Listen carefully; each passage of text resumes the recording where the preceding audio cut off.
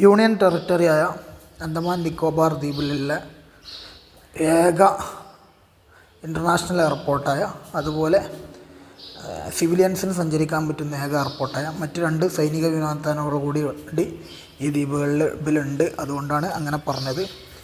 ആ ഒരു port Blair Veer Savarkar international എയർപോർട്ടിൽ നിന്നുള്ള വ്യൂ ആണ് നിങ്ങളീ കണ്ടുകൊണ്ടിരിക്കുന്നത്. നമ്മുടെ നാടുകളിലുള്ള എയർപോർട്ടുകളിൽ നിന്നൊന്നും ഒരിക്കലും ഒരുപക്ഷെ കാണാൻ സാധിക്കാത്ത രൂപത്തിൽ പോർട്ട് ബ്ലെയർ എയർപോർട്ടിൻ്റെ തൊട്ടരികിലുള്ള കുന്നിൻ്റെ മുകളിൽ പോയിരുന്നാൽ വിമാനം ലാൻഡ് ചെയ്യുന്നതും എടുക്കുന്നതും റൺവേയിലൂടെ സഞ്ചരിക്കുന്നതൊക്കെ വളരെയധികം വ്യക്തമായിട്ട് കാണാൻ സാധിക്കും. ഈ ഒരു വ്യൂ നമ്മുടെ നാടുകളിലെ എയർപോർട്ടുകളിലൊന്നും കിട്ടില്ല എന്നാണ് ഞാൻ മനസ്സിലാക്കുന്നത്.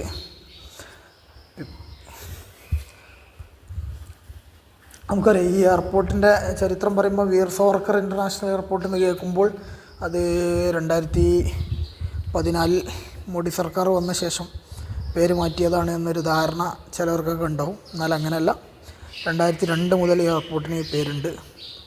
ഒരുപക്ഷെ വാജ്പേയി സർക്കാരിൻ്റെ കാലത്തിട്ടതായിരിക്കും. 11 വർഷത്തോളം സവർക്കർ ഇവിടെ ഈ എയർപോർട്ടിൻ്റെ തൊട്ടടുത്തുള്ള സെല്ലുലാർ ജയിലിൽ തടവ് ജീവിതം നയിച്ചിരുന്നു എന്നാണ് ആ പേര് പുനർനാമകരണം ചെയ്യാനൊരു റീസണായിട്ട് അവർ പറയുന്നത്. അദ്ദേഹത്തിൻ്റെ കുപ്രസിദ്ധമായ മാപ്പ് എഴുതി കൊടുക്കലൊക്കെ ഉണ്ടായത് ഈ എയർപോർട്ടിൽ വെച്ചിട്ടാണ്. ഏതായിരുന്നാലും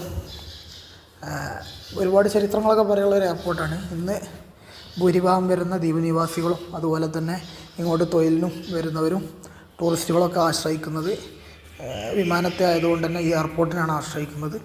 കപ്പലിലൊക്കെ ഉള്ള യാത്രകൾ വളരെയധികം ചുരുങ്ങിയിരിക്കുകയാണ്. ഒന്നാമത്തെ കാരണം റിസ്ക്കാണ്. കപ്പലിൽ സമയനഷ്ടമാണ്. ചിലപ്പോൾ ദിവസങ്ങളടുത്തേക്കാം, മണിക്കൂറുകൾ കൊണ്ട് ഇങ്ങോട്ട് എത്താൻ എയർപോർട്ട് സൗകര്യം ഉണ്ടാകും. പലരും കപ്പലിനെ ആശ്രയിക്കില്ല. ഈ എയർപോർട്ട് ഇൻ്റർനാഷണൽ പദവി ലഭിച്ചത് 2002 മുതൽക്കാണ്. എന്നാൽ എയർപോർട്ടിൻ്റെ എസ്റ്റാബ്ലിഷ്മെൻറ്റ് 1950കളിൽ തന്നെ കഴിഞ്ഞിട്ടുണ്ട് എന്നാണ് ഞാൻ മനസ്സിലാക്കുന്നത്. ഇതിനെക്കുറിച്ച്, ഈ എയർപോർട്ടിനെ കുറിച്ചുള്ള വിവരങ്ങൾ അന്വേഷിക്കാൻ വേണ്ടി സൈറ്റുകളിലൊക്കെ തരുമ്പം പല അവ്യക്തതകളും കാണുന്നുണ്ട്. അതെന്തുകൊണ്ടാണെന്നറിയില്ല. അപ്പോൾ ഏതായിരുന്നാലും 1950കളിൽ തന്നെ ആദ്യകാലത്ത് സൈനിക വിമാനത്താവളമായി ഉപയോഗിച്ചു. പിന്നീട് അത് പൊതുജനങ്ങൾക്ക് വേണ്ടി തുറന്നു കൊടുത്ത ഒരു എയർപോർട്ടാണിത്.